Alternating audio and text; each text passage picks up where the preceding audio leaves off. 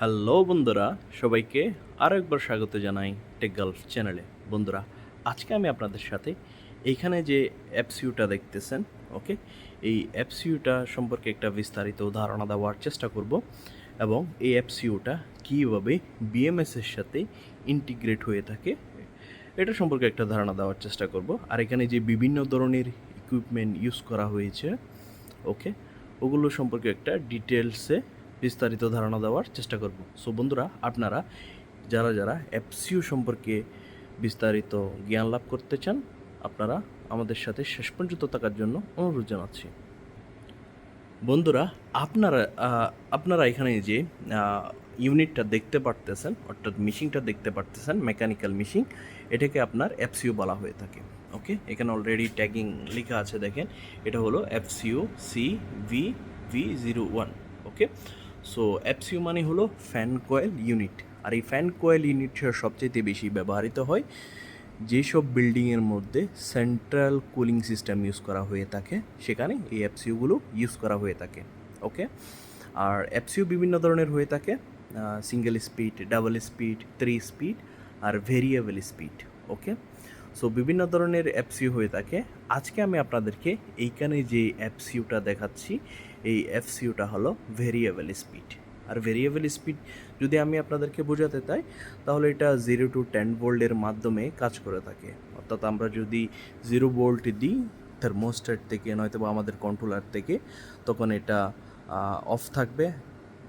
1 volt দিলে 10%, 2 volt দিলে 20%, 5 volt দিলে 50%, 7 ভোল্ট দিলে 70% অ্যান্ড 10 ভোল্ট দিলে 100%। সো এই ধরনের ভেরিয়েবলভাবে কাজ করে, এগুলোকে আমরা ভেরিয়েবল এফসিউ বলে থাকি।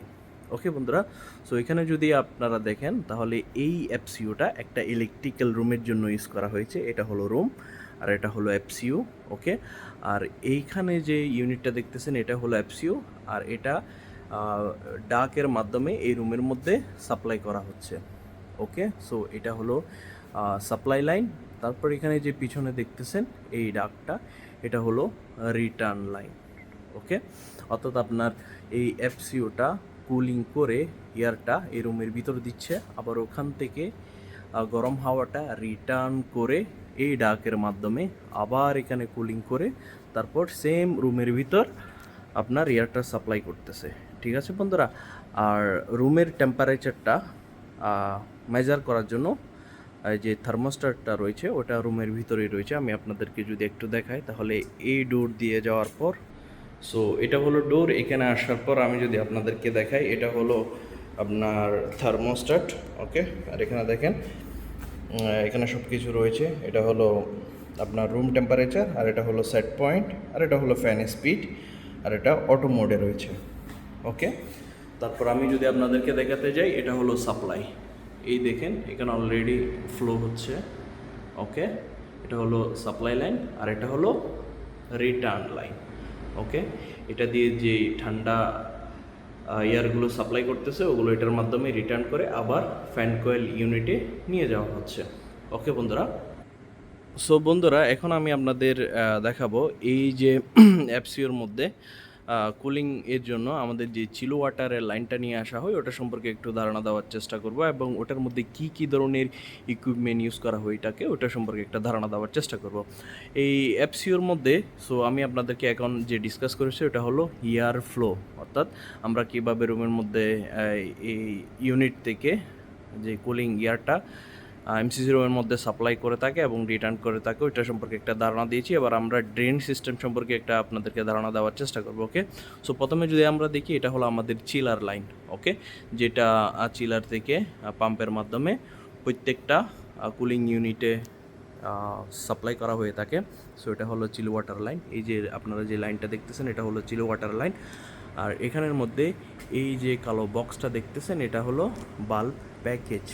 ওকে, আর এখানে যে দুইটা পাইপের মাধ্যমে আমাদের যে অ্যাপসিউটা দেখতেছেন, এই অ্যাপসিউর সাথে কানেক্ট করা হয়েছে। ওকে, এই দুইটা পাইপ, একটা হলো ইন, ওকে, একটা হলো সাপ্লাই, আর একটা হলো আউট মানে রিটার্ন, আর এটা হলো বাল্ব প্যাকেজ।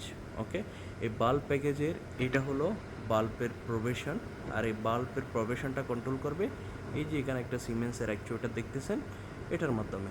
অর্থাৎ এই অ্যাকচুয়েটারটা এটাকে আমার যে ভাল্ব রয়েছে ওটাকে কন্ট্রোলের মাধ্যমে কতটুক চিল ওয়াটার এই এফসিওর মধ্যে প্রয়োজন রয়েছে ওটা কন্ট্রোল করার জন্য এই অ্যাকচুয়েটারটা ইউজ করা হয়ে থাকে। ওকে, আর এখানে উপরেরটা হলো সাপ্লাই আর নিচেরটা হলো রিটার্ন। ওকে বন্ধুরা, তারপর এখানে যে আপনারা এখানে যে বক্সটা দেখতেছেন, ওকে, এই বক্সটা হলো এফসিওর যে টার্মিনাল বক্স, এটা হলো মেন টার্মিনাল বক্স এফসিওর। আর এখানে যে আরেকটা উপরে ইনক্লোজার বক্স দেখতেছেন, এটা হলো এফসিওর বিএমএস সিস্টেমের কন্ট্রোলার বক্স। ওকে বন্ধুরা, এই যে আপনারা কন্ট্রোলার বক্সটা দেখতেছেন, এই কন্ট্রোলার বক্স থেকে থার্মোস্ট্যাটের মধ্যে আমাদের কানেকশন হয়ে থাকে, তারপর এই অ্যাকচুয়েটার কানেকশন হয়ে থাকে এবং এই এফসিওর সাথে কানেকশন হয়ে থাকে। ওকে বন্ধুরা, আর এখানে যে 5টা দেখতেছেন এটা হলো ড্রেনেজ 5, আর এটা হলো ড্রেনেজ ট্রে। এই ট্রের মধ্যে যে কন্ডেন্সিং আমাদের পানিগুলা বের হয় ওগুলা এই 5-এর মাধ্যমে বাইরে ড্রেন করা হয়ে থাকে। ওকে বন্ধুরা, সো আপনারা যদি এই ধরনের আরও বিস্তারিত এফসিও সম্পর্কে জানতে চান, সিঙ্গেল স্পিড, 2 স্পিড, 3 স্পিড সম্পর্কে, সো আমাদের একটু করে জানাবেন, আমি আপনার জন্য একটা বিস্তারিত ভিডিও নিয়ে আসার চেষ্টা করব। এবং এইখানে যে কন্ট্রোল প্যানেলটা ইউজ করা হয়েছে ওইটার মাধ্যমে এই এফসিওর সাথে কীভাবে কানেকশন করা হয়েছে ওটা সম্পর্কেও যদি আপনারা জানতে চান তাহলে আমাকে কমেন্ট করে জানাবেন, আমি এটা নিয়েও বিস্তারিত ভিডিও নিয়ে আসার চেষ্টা করব। ওকে, ধন্যবাদ।